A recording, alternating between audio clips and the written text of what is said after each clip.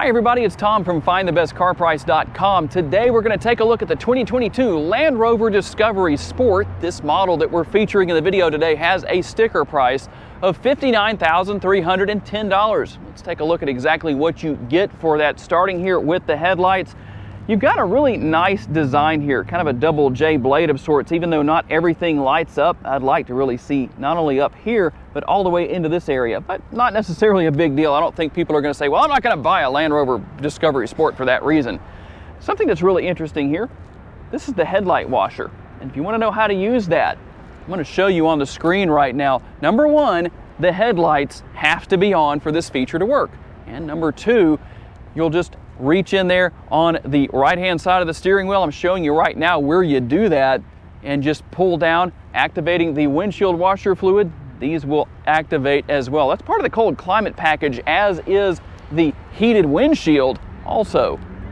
Right here, something that's very interesting, kind of a dual vent system. The one on the outside or on the left of your screen is actually an air curtain to allow air to flow through the bumper and actually help to increase gas mileage by reducing drag.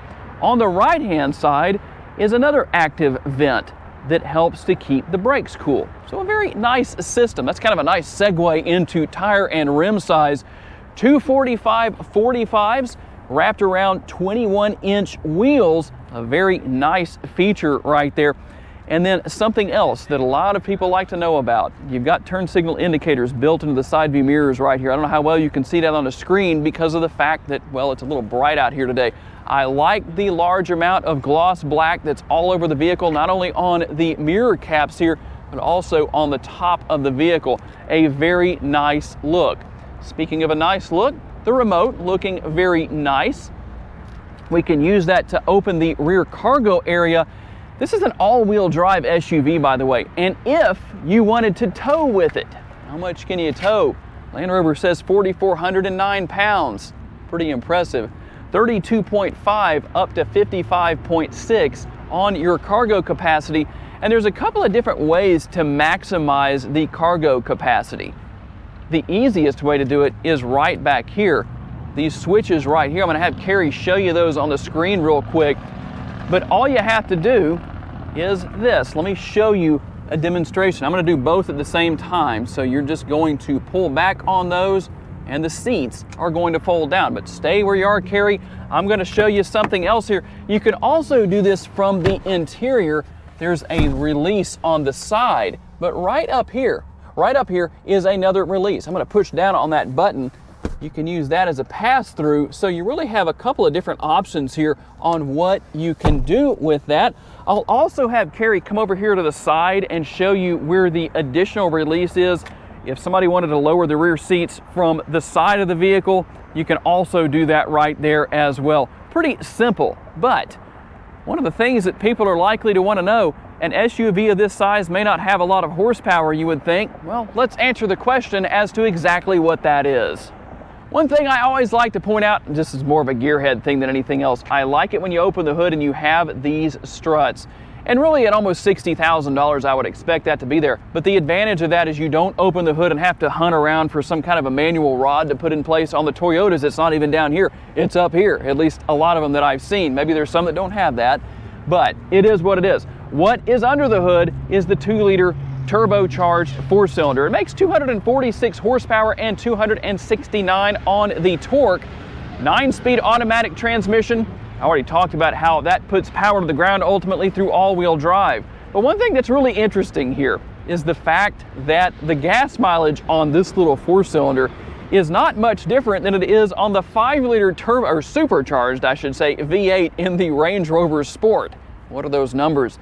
19 miles per gallon city, 23 on the highway, a combined total of 20. According to Land Rover, for every 100 miles you drive, you should use 5 gallons of gas with this engine. Okay, let's talk about what your passengers will find in the back seat. Of course, you've got the fold-down armrest with the cup holders, and like I like to say, at least the sandwich holder built in. Yeah, that's really kind of the perfect place to put a sandwich. Maybe passengers can split it back here so they don't get in a fight over one having a sandwich and one not, or at least a place to put that sandwich. Comfortable seating back here and a reasonable amount of space. I do like that. and a nice large sunroof, panoramic sunroof. Now this doesn't actually open, it's just one solid piece of glass. And on a really warm day like we have today, it's pretty warm out here.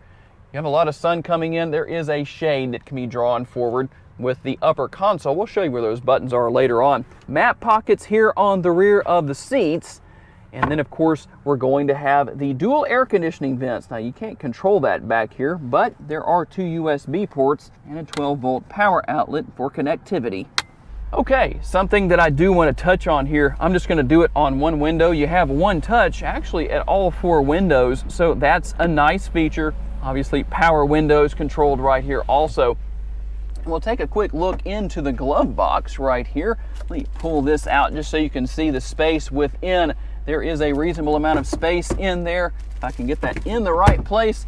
Comfortable seating here. Heated and ventilated seating. Got a little bit of bolstering there. Hey, you might want to spiritedly drive your Discovery Sport, right? And I'll have Carrie come in on the instrument cluster over here. We went through a lot of windshield washer fluid earlier, so that's why you can see the indicator right there. But just to show you what it looks like, a very nice modern looking instrument cluster. And then the steering wheel also as well. You've got the steering wheel mounted controls here. Everything's pretty easy to figure out. A lot of information you can go through there. But I like that elegant look. It's not just the typical buttons you see on most vehicles. And you also have the paddle shifters. There's a couple of options for rowing through the gears if you want to of that 9-speed automatic transmission. And one thing I'm going to do, because it's a little bit on the warm side in here, is turn that on. How do you adjust the fan speed?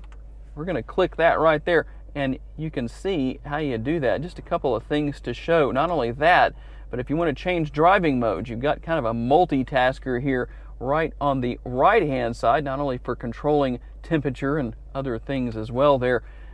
You can also control the heated and ventilated seats. Ventilated to the left and heated to the right, just so you can see that there. Very simple to use. And the Pivi Pro infotainment system, something that I must say I really like. You have a lot of great features here. Navigation, we'll go to the home screen right here so you can see what is there. But also a few little options that I want to run through right here. Everything's pretty easy to figure out as far as what you have. Eco data probably isn't going to have a whole lot on it right now, but you can see what's there.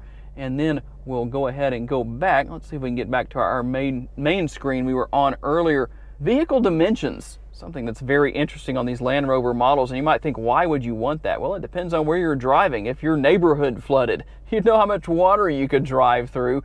Or if you're driving through a narrow passageway, if you want to get your tape measure out and see how narrow the passageway is, and then see if your Land Rover will fit through there or not, well, kind of a cool little feature.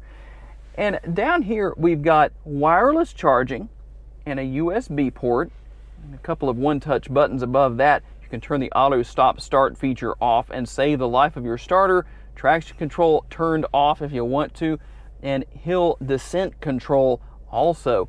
Here is the shifter. Something interesting I like to show about that. Number one, I talked about how as I go into drive that if you want to use the second option for manually rowing through the gears, well, there's how you do that. You just move that over. And I'll have Carrie zoom out a little bit, or kind of pan out, probably a better way to put it.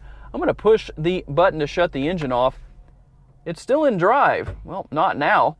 See what happens? The shifter goes right back into place. I'm going to start that back up.